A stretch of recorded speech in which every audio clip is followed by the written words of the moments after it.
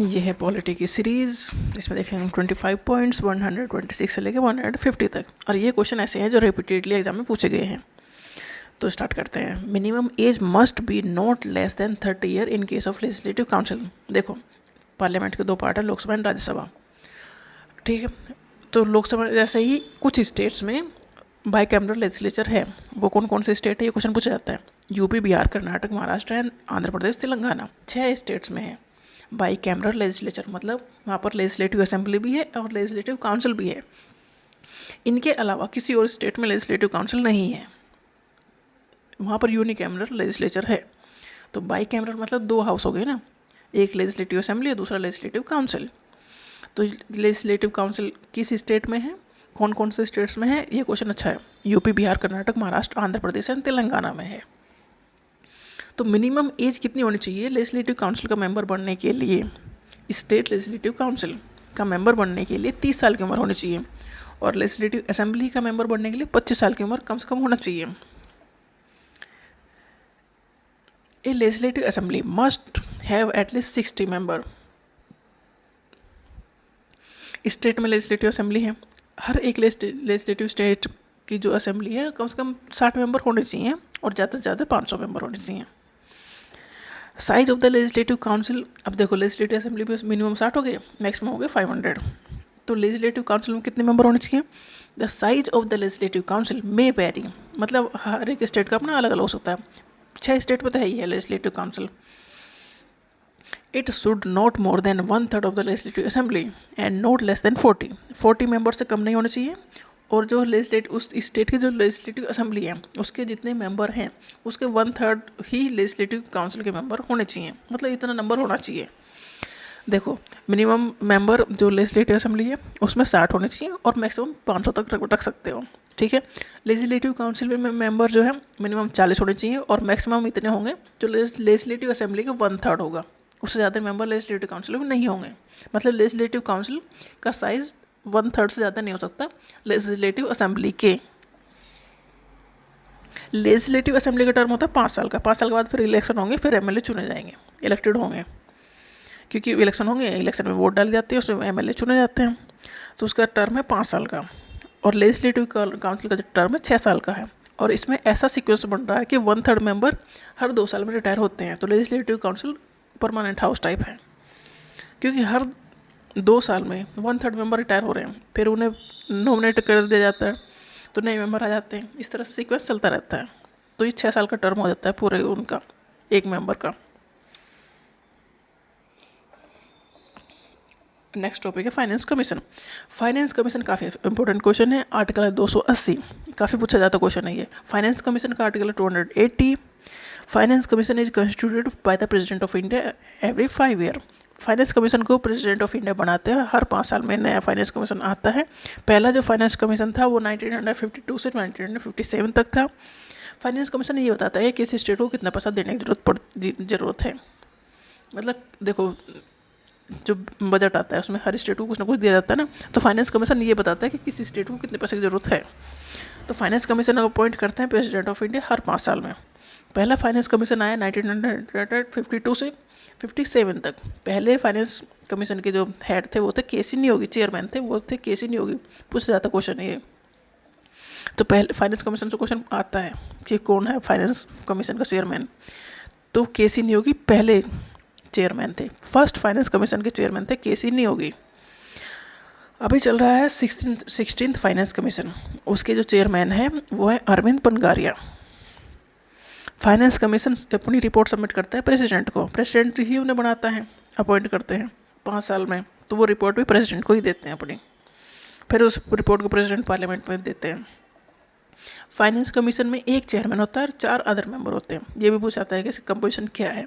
Finance commission में एक chairman है, 4 अदर मेंबर्स हैं। Chairman of the finance commission should have experience in public affair. Finance commission का जो चेयरमैन है उसे पब्लिक अफेयर में एक्सपीरियंस होना चाहिए। एंड मेंबर शुड बी ए जज of high court. Finance commission का जो चेयरमैन है उसे पब्लिक अफेयर में एक्सपीरियंस होना चाहिए। एक मेंबर को जज होना चाहिए, हाई कोर्ट का एक्सपीरियंस होना चाहिए। And 1 have special knowledge of finance, एक को फाइनेंस की नॉलेज होनी चाहिए। 4 मेंबर, एक चेयरमैन है, चेयरमैन को फाइनेंस जो मैटर उनमें experience, public affair the chairman of finance commission should have experience in public affair, public affair में एक्सपीरियंस होना चाहिए। एक मेंबर जज होना चाहिए हाई कोर्ट का, एक मेंबर को स्पेशल नॉलेज होनी चाहिए फाइनेंस की, and wide experience in financial matter and administration. 1 person को स्पेशल नॉलेज होनी चाहिए इकोनॉमिक्स की, मतलब जो सारे फाइनेंशियल मैटर हैं उनकी नॉलेज जिन्हें है उन्हें अपॉइंट किया जाता है एज ए फाइनेंस कमीशन के मेंबर्स। 4 मेंबर हैं, एक फाइनेंस कमीशन के चेयरमैन हैं, 5 साल के लिए अपॉइंट होते हैं। Members of the finance commission are eligible for reappointment, ये दूसरे फाइनेंस कमीशन में मेंबर बन सकते हैं। Finance commission is responsible for making recommendation, finance commission का काम क्या है? रिकमेंडेशन बना देना, किस मैटर पे? On the distribution of tax revenue between the union and the states and among the states themselves, मतलब फाइनेंस कमीशन का काम है कि कितना रेवेन्यू किसी स्टेट में डिस्ट्रीब्यूट किया जाना है, इसकी रिपोर्ट प्रेसिडेंट को देना कि कितने की ज़रूरत इन्हें है, एक रिकमेंडेशन देना कि हाँ इतने की ज़रूरत इस स्टेट को है, इतना पैसा इस स्टेट को देना चाहिए।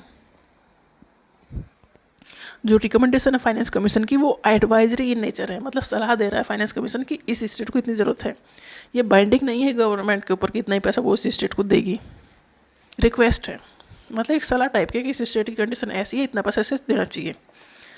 आर्टिकल 1 to 3 काफ़ी इंपॉर्टेंट है, ये है president of the India has the power to promulgate ordinance, president of India के पास इतनी पावर है कि वो ऑर्डिनेंस लागू कर सके। ऑर्डिनेंस जब लागू किया जाता है जब दोनों हाउस ही उसमें सेशन में नहीं है और कोई इंपॉर्टेंट डिसीजन लेना है तो ऑर्डिनेंस बनाया जाता है, जैसे एक्ट या बिल लेके आए जाते हैं ऐसे ही ऑर्डिनेंस लेके आया जाता है, उतनी ही पावर होती है ऑर्डिनेंस में जितनी कि किसी भी एक्ट में होती है। तो आर्टिकल 1 to 3 काफ़ी इंपॉर्टेंट है ऑर्डिनेंस के बारे में, प्रेसिडेंट के पास पावर है ऑर्डिनेंस लेके आने की। ऐसी एक आर्टिकल 1 to 3 ऑर्डिनेंस की पावर प्रेसिडेंट के पास, ऐसी ही पावर गवर्नर के पास है स्टेट में। आर्टिकल 213 ऑर्डिनेंस की पावर गवर्नर के पास भी है, आर्टिकल 213 213 और 1 to 3 प्रेसिडेंट के पास पावर है ऑर्डिनेंस की। The president can only issue an ordinance when either house of the parliament is not in session and when immediate action is required. President ordinance तभी लेके आ सकते हैं जब दोनों ही हाउस में से कोई भी हाउस एक्शन में नहीं है, सेशन में नहीं है और इमीडिएट एक्शन लेना है, तब ऑर्डिनेंस आता है। Ordinance can cover any subject the parliament has the power to legislate on, this subject पर पार्लियामेंट डिसीजन ले सकती है, वो ऑर्डिनेंस के थ्रू लागू हो सकता है, मतलब ऑर्डिनेंस की भी उतनी ही पावर है। Ordinance must be laid before the both the house of the parliament when they reassemble, जब पार्लियामेंट के सेशन लगते हैं तो हाउस सेशन में आते हैं तो ऑर्डिनेंस उनके सामने रखा जाता है कि मतलब ऑर्डिनेंस की लाइफ जब तक पार्लियामेंट सेशन में नहीं आई है, सेशन लग गया पार्लियामेंट का तो ऑर्डिनेंस उनके सामने रखा जाता है कि इसे लॉ बनाना है कि नहीं बनाना है, मतलब उसे एक्शन में लेके आना है कि नहीं। अगर वो कहते हैं तो लेके आना तो उसे एक्ट बना पास कर देते हैं, नहीं लेके आना तो फिर वो ख़त्म हो जाता है। मतलब जो मैक्सिमम टाइम है ऑर्डिनेंस का वो 6 महीना 6 वीक्स है, 6 वीक्स है जो पार्लियामेंट रीअसेंबल हुई है उसके 6 वीक के अंदर ऑर्डिनेंस के ऊपर उन्हें डिसीजन लेना होता है कि ऑर्डिनेंस को आगे कंटिन्यू करना है, मतलब उसे लॉ बना के एक लेजिस्लेटिव वे में लागू करना है या ख़त्म करना है। तो ऑर्डिनेंस काफ़ी अच्छा टॉपिक है। प्रेसिडेंट के पास पावर है ऑर्डिनेंस की, आर्टिकल 1 to 3, गवर्नर के पास पावर है ऑर्डिनेंस की, आर्टिकल 213, और ये जब भी ऑर्डिनेंस तभी लागू होगा जब पार्लियामेंट के सेशन नहीं चल रहे हैं, मतलब पार्लियामेंट एक्शन में नहीं है और स्टेट की लेजिस्लेटिव असेंबली एक्शन में नहीं है और इमीडिएट एक्शन की रिक्वायरमेंट है तब। If both the house of the parliament approve करते ऑर्डिनेंस को तो it become an act immediately, अगर इसे ऑर्डिनेंस को एक्सेप्ट कर लिया जाता है, अप्रूव कर लिया जाता है तो ये एक्ट बन जाता है इमीडिएटली, इतनी पावर इसकी है। Ordinance automatically cease to operate after 6 weeks from the date of reassembly of the parliament. Parliament जब री असेंबल हुई है उसके 6 वीक के अंदर पार्लियामेंट को उसके ऊपर डिसीजन लेना होता है, अगर नहीं लिया तो 6 वीक के अंदर ही अपने आप ही खत्म हो जाएगा। तो मैक्सिमम लाइफ ऑर्डिनेंस की 6 मंथ एंड 6 वीक्स। 6 मंथ इसलिए कि मान लो पार्लियामेंट के सेशन के बीच में अगर 6 मंथ का टाइम हो गया तो 6 मंथ के अंदर वैसे भी पार्लियामेंट का सेशन होना है तो 6 महीना उसके बीच के सेशन के और 6 महीना जब पार्लियामेंट रीअसेंबल हुई है उसके बाद के, तो मैक्सिमम लाइफ ऑर्डिनेंस की है 6 month and 6 weeks. The president can promulgate or withdraw an ordinance only on the advice of the council of minister. देखो प्रेसिडेंट अपनी मर्जी से इसे नहीं लगा सकते, उसे लगाना है या हटाना है वो काउंसिल ऑफ मिनिस्टर ने एडवाइस करती है। President can withdraw an ordinance at any time, president इसे विड्रॉ कर सकते हैं अपनी मर्जी से, लागू करने के लिए काउंसिल ऑफ मिनिस्टर कहेगी, हटाने के लिए प्रेसिडेंट अपनी मर्जी से हटा सकते हैं। ऑर्डिनेंस काफ़ी अच्छा टॉपिक है।